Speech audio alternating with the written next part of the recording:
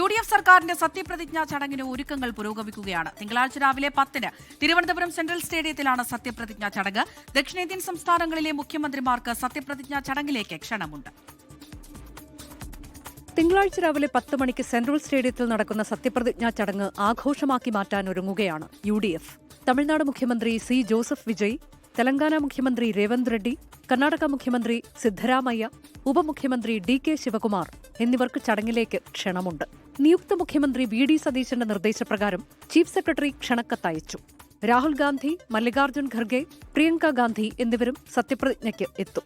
ചടങ്ങിൽ പങ്കെടുക്കുമെന്നും ക്രിയാത്മക പ്രതിപക്ഷമായിരിക്കുമെന്നും CPIM സംസ്ഥാന സെക്രട്ടറി MV ഗോവിന്ദൻ. അല്ല, ഞങ്ങൾ പരാജയം അംഗീകരിച്ചല്ലോ. സ്വാഭാവികമായിട്ടും പുതിയ ഗവൺമെൻറ് വരാൻ പോവാണ്.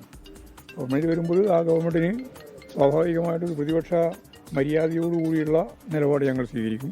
സത്യപ്രതിജ്ഞ മുന്നൊരുക്കങ്ങൾ വിലയിരുത്താൻ ചീഫ് സെക്രട്ടറിയുടെ നേതൃത്വത്തിൽ ഉന്നതതല യോഗം ചേർന്നു. 12,000 പേർക്കിരിക്കാവുന്ന പന്തലാണ് ഇപ്പോൾ തയ്യാറാക്കുന്നത്. സെൻട്രൽ സ്റ്റേഡിയത്തിൽ സത്യപ്രതിജ്ഞാ ചടങ്ങ് നടക്കുന്ന സമയത്ത് പ്രാദേശിക മേഖലകളിൽ ആഘോഷ പരിപാടികൾ സംഘടിപ്പിക്കും. സത്യപ്രതിജ്ഞയ്ക്കായി വിപുലമായ സുരക്ഷാ ക്രമീകരണങ്ങളാണ് പോലീസ് ഏർപ്പെടുത്തിയിട്ടുള്ളത്. അതേസമയം പൈലറ്റും എസ്കോട്ടും ഒഴികെ മറ്റ് വാഹനങ്ങൾ വേണ്ടെന്നാണ് നിയുക്ത മുഖ്യമന്ത്രി VD സതീശന്റെ നിർദ്ദേശം. മുഖ്യമന്ത്രിയും മന്ത്രിമാരും പുതിയ വാഹനങ്ങൾ വാങ്ങില്ലെന്നും VD സതീശൻ അറിയിച്ചു.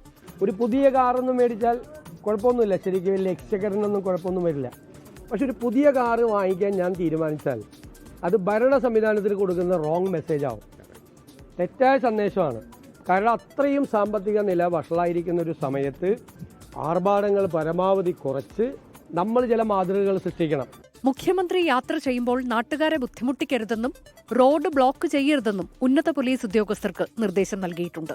24 തിരുവനന്തപുരം.